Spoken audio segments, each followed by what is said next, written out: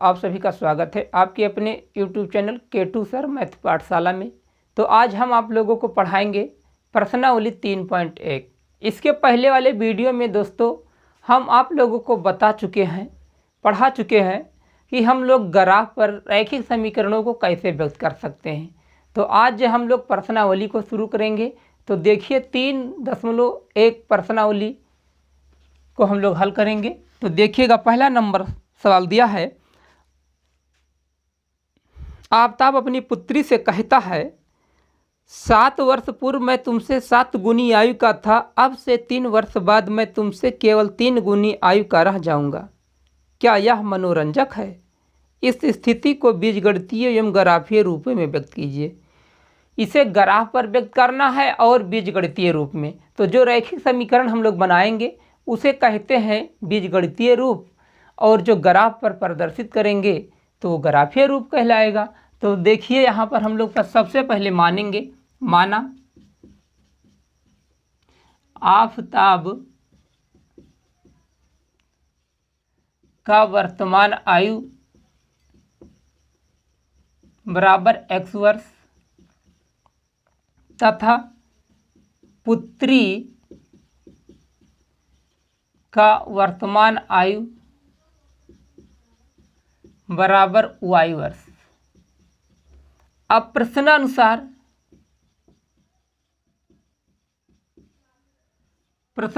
क्या कह रहा है, देखिएगा। 7 वर्ष पूर्व में तुमसे 7 गुनी आयु का था। जब दोस्तों सवाल में पूर्व बोलेगा या पहले बोलेगा तब हमें क्या करना है, पूर्व कहेगा तो सवाल में दोनों के आयु में से माइनस कर देंगे जितना वर्ष कहेगा, और बाद या पश्चात बोलेगा तो दोनों के आयु में प्लस कर देंगे जितना वर्ष कहेगा। तो यहाँ पर कह क्या रहा है, 7 वर्ष पूर्व, 7 वर्ष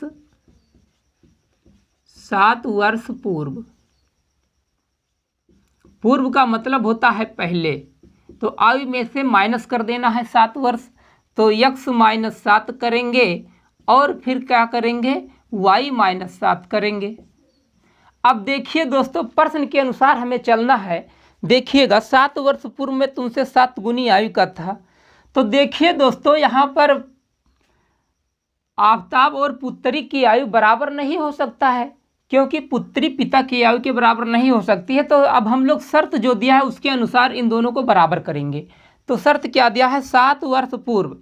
तो 7 वर्ष पूर्व कितने गुना, 7 गुनी आयु का था। तो पुत्री में हम 7 से गुणा करेंगे, पुत्री में 7 से गुणा कर देंगे तो वो पिता के बराबर आयु में हो जाएगी। तो इसलिए अब दोनों बराबर हो जाएगा। तो अब हल करेंगे, x - 7 बराबर 7 का अंदर गुणा तो 7y - 7 = 49। अब यहाँ पर हम लोग 7y को पक्षांतर करेंगे तो -7y होगा, और 49 इधर आएगा तो प्लस में हो जाएगा बराबर 0। अब इसको हम लोग हल करेंगे तो x - 7y और 49 में से 7 माइनस होगा तो बचेगा +42 बराबर 0। ये समीकरण पहला बना। अब फिर आगे चलते हैं, क्या कह रहा है, अब से 3 वर्ष बाद, तो 3 वर्ष बाद क्या होगा, 3 वर्ष बाद का मतलब पश्चात। अब आयु में प्लस कर देना है 3 वर्ष, तो x + 3 बराबर y + 3। अब देखिए प्रश्न के अनुसार बराबर इनको करना है, ये बराबर नहीं होगा अभी। तो प्रश्न के अनुसार इसको बराबर करेंगे। 3 वर्ष बाद मैं तुमसे केवल 3 गुनी आयु का रह जाऊंगा, तो पुत्री में 3 से गुणा कर दिया जाए। तो x + 3 बराबर 3y + 9, ब्रैकेट खोलेंगे तो इतना प्राप्त होगा। सभी को पक्षांतर करेंगे तो 3y माइनस में हो जाएगा, +3 और -9 होगा बराबर 0। x - 3y और यहाँ पर बचेगा -6 बराबर 0। समीकरण सेकंड। तो ये दोनों समीकरण, जो फर्स्ट समीकरण और सेकंड समीकरण प्राप्त हुआ, ये बीजगणितीय रूप है दोस्तों। इसको बीजगणितीय रूप कहते हैं। अब हमें क्या करना है, इनको ग्राफ पर प्रदर्शित करना है। तो इसके लिए सबसे पहले हम लोग एक सारणी इसके द्वारा बनाएंगे और फिर दूसरा सारणी बनाएंगे समीकरण सेकंड के द्वारा। तो अब सारणी हम लोग बना लेते हैं दोस्तों। यहाँ पर समीकरण फर्स्ट से x माइनस 7y प्लस 42 बराबर 0, इसको हल करेंगे तो x माइनस 7y, 42 को उधर भेजेंगे तो ये बन जाएगा माइनस 42। अब यहाँ पर हमें क्या करना है, एक बार x का वैल्यू 0 मानेंगे, फिर एक बार y का वैल्यू 0 मानेंगे, तो यहाँ से हमें और दो मान प्राप्त हो जाएंगे। तो यहाँ पर यदि हम लोग मान ले x बराबर 0, तब y बराबर कितना प्राप्त होगा, इसमें हम x बराबर 0 रखेंगे तो y बराबर आएगा 7y बराबर आएगा माइनस 42, और माइनस माइनस कट जाएगा तो y बराबर होगा 42/7 बराबर 6 आएगा।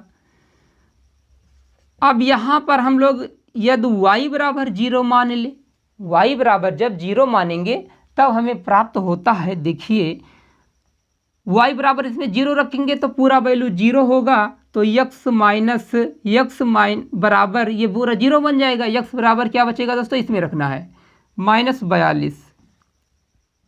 x बराबर कितना प्राप्त हुआ हमको, माइनस 42 प्राप्त हुआ। अब इसके द्वारा एक सारणी बना लेंगे। तो सारणी जो बनेगा, सारणी फर्स्ट बनेगा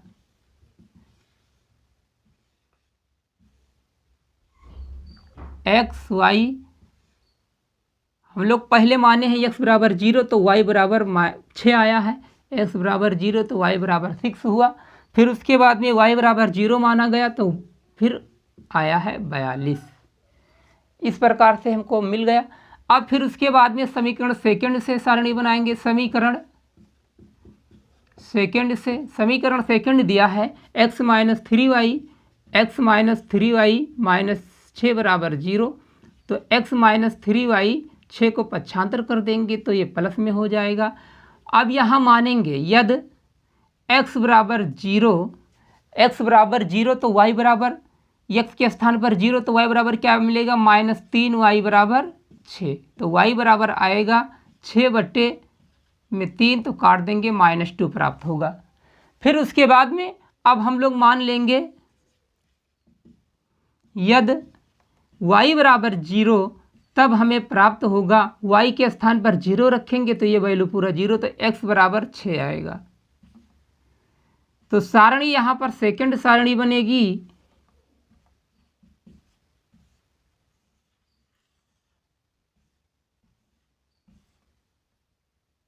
x और y, पहले हम माने हैं x बराबर 0 तो y बराबर हमें प्राप्त हुआ -2, 0 फिर आया है -2, y बराबर 0 लिए हैं तो x बराबर प्राप्त हुआ है 6। तो सारणी दोनों बन गया है दोस्तों।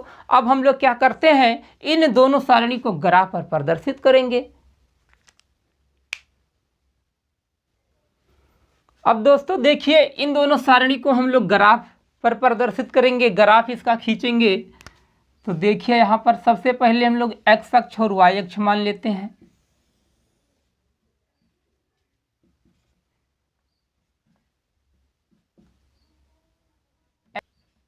x y, x डैश और y डैश, ऊपर की तरफ धनात्मक संख्या लिखते हैं और दाहिने तरफ भी धनात्मक, इस तरफ माइनस और नीचे की तरफ माइनस में संख्या लिखते हैं। तो हमें देखिए दोस्तों -42 तक ग्राफ पर चाहिए माइनस की दिशा में, और प्लस की दिशा में +6 तक चाहिए।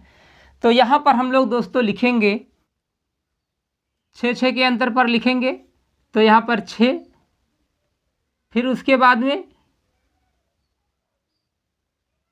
12 होगा, ऐसे इधर दोस्तों ये 6 होगा, और फिर यहाँ पर 12, इधर -6 -12 माइनस, और फिर -30